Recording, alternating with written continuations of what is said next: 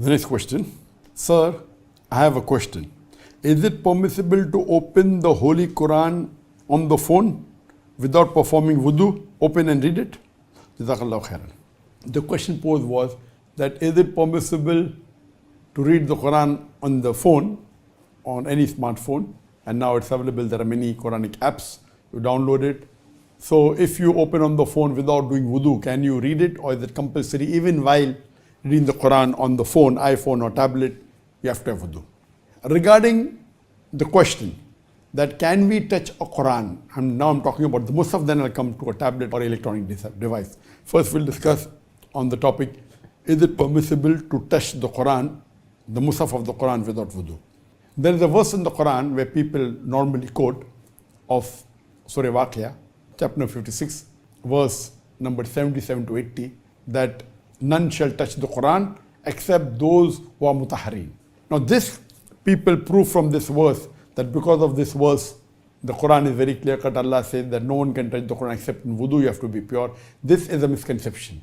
If you read this verse in the context and Nuzul Quran, whether you read Ibn Qasir or any of the tafasir, it says that this verse was revealed when people laid an allegation that the Prophet is receiving these messages from the Satan.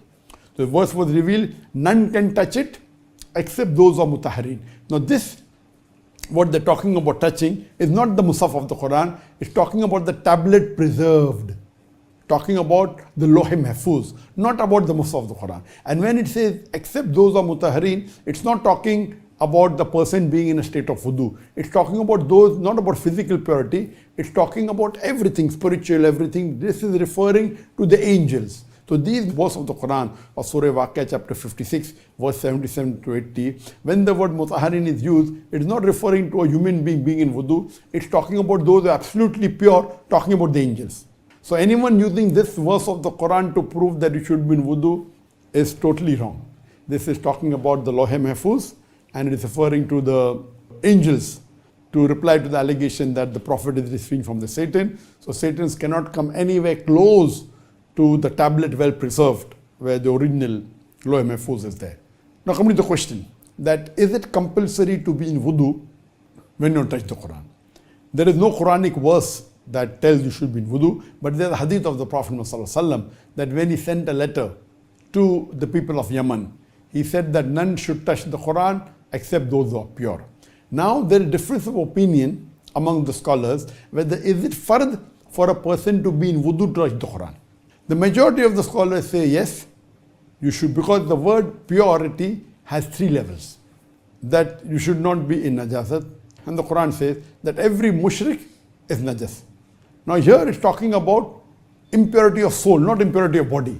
So when they are saying that the mushrik is najas, means impurity of soul. That's one level of impurity. The second is if a person who is in janaba, he is in major impurity or ceremonial impurity. Even though he is called, he may not be in wudu, and if he is not in najasa, he is not in ceremonial impurity, if he is not ejaculated, if he didn't have a sexual intercourse, if the lady is not going under menstruation, then she is yet considered pure even if she is not in wudu, but that's called as the minor state of purity. And the third level is if you are not in wudu, if you are in wudu, then you are totally pure. That means you are not even in minor impurity. So 3 types of impurity. One impurity of kafir or a mushrik. The second is impurity of najasa because of menstruation or ejaculation. And third impurity is if you are not in wudu. So if you are not in wudu, then you are in minor impurity. If you are not in wudu, then you are in minor impurity. If you have done ejaculation or menstrual cycle or intercourse, then that's called a major impurity. So scholars differ. But the majority of the scholars say that you should be in wudu to.